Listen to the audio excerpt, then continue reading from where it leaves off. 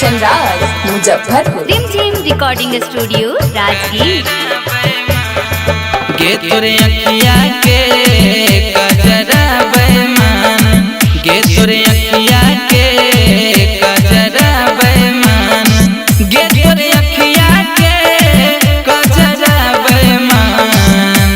चैना चुरैल कौ दिल धड़कैल कौ ले लेल कौ हमर जान, आके चैना चुरैल कौ दिल धड़कैल कौ ले लेल कौ हमर जान।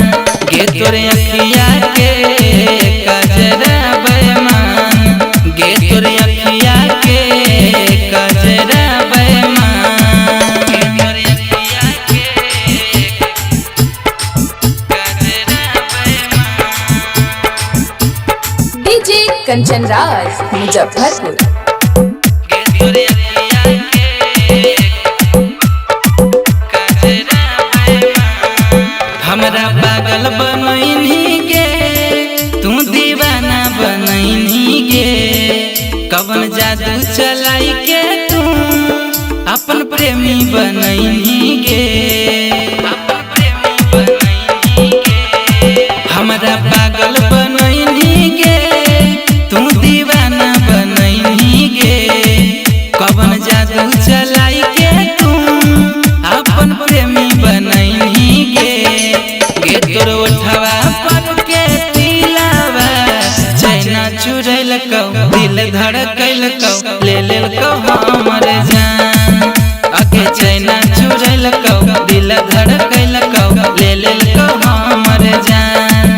गे तोरे अखिया के कजरा बेईमान, गे तोरे अखिया के कजरा बेईमान, गे तोरे अखिया के रिमझिम रिकॉर्डिंग स्टूडियो राजगीर।